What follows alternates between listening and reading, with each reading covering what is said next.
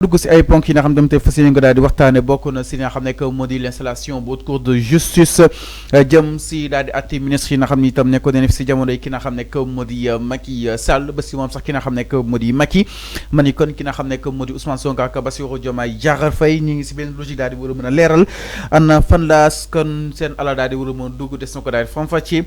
si nu mu gën a yaatoo suñu ay ponk yi tamit si na gën a fës bokk na après sa plainte moom ki nga xam ne que moo di Macky Sall mu daal annoncé sa retrait son retrait si nga xam ne que moo di la vie politique ki nga xam ne que moo di le président Bassirou Macky Sall moom jàpp na ni nag dina daal di sori loolu li nga xam ne que moo di APR ak coalition li nga xam ne que moo di benn bokk yaakaar des na ko daal di faram-fàccee entre autres de décisions yi nga xam ne itam Ousmane Sonko itam jël na ko fa sànni penc na réew mi des dikk si lu mu gën a yaatoo dina daati ki itam si maison wala kon këru le président de l'Assemblée nationale di ki nga xam ne que moo di El Malick Ndiaye ak révélation yu doy wax yi nga xam itam Ousmane Sonko indi na ko si allant dans ce sens dina daal dikk itam du daal di ñeel si wàllug indemnisation yi ak coow li nga xam ne itam am na si soulevé par quelques si ay journaux fii Sénégal ginnaaw scandale bi nga xam ni itam ñu ne jug na si jëmale si fond bi nga xam ni itam dégagé nañ ko loolu itam des na ko daal di yaatal si nu mu gën a yaatoo mbokk yi donc like partagé parvenir live bi nga xam ni itam ñoo daal jotagul ñu fa seen daal di wala mën a topp si nga xam ne que moo di waxtaan wi si nu mu gën a yaatoo exactement donc tout d'abord da nga koy daal di doxee ak li nga xam ne que moo di les premières peut-être probables arrestations si haute cour de justice bi nga xam ni itam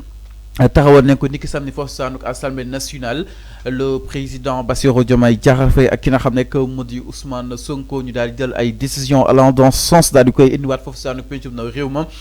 ma ne kon boobu de cour nag dina daal di saytu li nga xam ni itam nekkoon na fi si nguur ki nga xam ne que moo di Macky Sall si gestion bi ak na nga xam ni itam la yore li nga xam ne que moo di réew mi daal di am aussi la possibilité daal di topp exactement yenn si ay ministres yi nga xam ni itam nekkoon nañ fii mu doon ko demande générale ci askan wi ñu ko daal di doon xaar exactement fan la daal di war a mën a toll man ni kon nag jàpp leen benn li nga xam ne que moo di mbir amal nañ ko si allant dans ce sens alors Arfam léegi peut-être mën nañ jàpp ni lënt-lënt yi doon nekk ni ma xam mën neen teg loxo ministre Macky Sall yi wax wala déet ma ni ko loolu lépp dem na concrètement oui balaa may ñëw ci loolu dafa am benn commentaire bi ma lire waa ji dafa bëgg a laaj dafa laaj li que maanaam dafa bëgg a xam ba xam ndax 5 TV télé Sonko la nee na est-ce que c'est vrai 5 TV c'est une télévision de Ousmane Sonko tu vois donc comme lu xew rek ñu ne Ousmane Sonko moo ko moom tudd nañu fii ay télé yu bari ñu Ousmane Sonko moo leen créé alors su ma ñëwee ci la haute cour de justice dañu ne juridiction donc d'exception juridiction boo xamante ne d'exception la de juridiction de privilège la boo xamante ne bokkul ak yeneen juridiction ordinaire yi moo tax ñu tuddee ko haute cour de justice xam nga ko haute cour de justice bi selon l'article 101 de la constitution donc moom moo ne assemblée bu bees bu amee donc war nañu mën a installer une haute cour de justice qui va juger donc les présidents de la République, les ministres et autres. Donc juridiction d'exception là et aussi de privilège. Donc man jàpp ma ni que parce que dañoo war a topp ay nit moo tax ñu créer la haute cour de justice loolu constitution moo ko wax constitution moo ne ni que assemblée nationale bu bees bu amee il faut que ci le mois suivant ñu def tout ba créer ce qu'on appelle installer la haute cour de justice donc pour que toutefois bu amee ay délits pénal yoo xamante ne war nañu ko mën a topp ay ministre wala ay borom daraja moo tax ñu tuddee ko juridiction de privilège parce que nekkul n'importe qui la ñuy topp ci haute cour de justice tey boo jëlee sàcckat téléphone mënoo ko yóbbu ci haute cour de justice boo jëlee benn nit bu def infraction ci la route mënoo ko yóbbu nga ne da nga koy juger ci la haute cour de justice donc moo tax ñu ne juridiction bu ñu créé la pour topp borom daraja yi peut-être mën naa ko tuddee noonu donc loolu il faut que nit ñi xam ko mais nekkul juridiction boo xamante dañ ko créer forcément parce que dégg naa la nga ne peut-être les premières arrestations on parle pas de premières arrestations mais on dit surtout une juridiction de privilège là, une juridiction donc d'exception. boo xamante ne donc tey mën naa juger bépp nit boo xamante ne peut-être selon la législation nationale kooku mënoo ko juger ci yeneen juridiction ordinaire yi moo tax ñu créer la haute cour de justice. alors avant ñi jàpp ni justement donc sur ce track bi commencé na nag di daal di dem si ña nga xam ni itam peut-être ñoo tees neen ni ñoom la ñuy daal di ut si wàllu wu nu mel naka na ko daal di jàngatee jàpp nga ni c'est dans la règle normale des choses ñeen aussi jàpp nañ c'est pour traquer exactement ñi nga xam ni itam ñoo fi nekkoon si jamono Macky Sall. xam nga moo boobu je me souviens en 2012 waa Macky Sall ñoo ko doon utiliser la traque des biens mal acquis. La traque. Donc tey bu ñu ñëwee tey ci la haute cour de justice j'ai vu des journaux yoo xamante ne tey dañoo employer ce mot là tey la traque donc de wala ñii ne accusé levez-vous. Donc man jàppuma ni que ils sont en train de traquer des malfrats. Voilà, ils sont en train de traquer des gens, voilà, des anciens dignitaires du régime de Macky Sall. On n'est pas en train de traquer, mais on a dit il faut impérativement, j'utilise même le mot impérativement, il faut impérativement installer la haute cour de justice. Mais on ne dit pas on doit installer la haute cour de justice pour traquer des gens. Le mot est de trop. Moi, je ne parle pas de traque, comme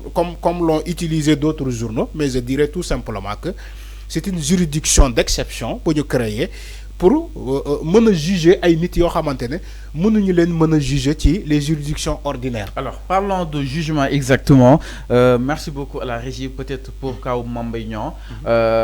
Mame Mbaye Niang mu daal di génn li nga xam ne que mu di réew mi moom peut-être naa si dégg Mamour Diallo et compagnie et tant d'autres est-ce que tamit Arfan kaw ñoom Mame Mbaye Niang et compagnie lan la si haute cour de justice daal di li nga xam ne que moo di prévoir concrètement. Oui,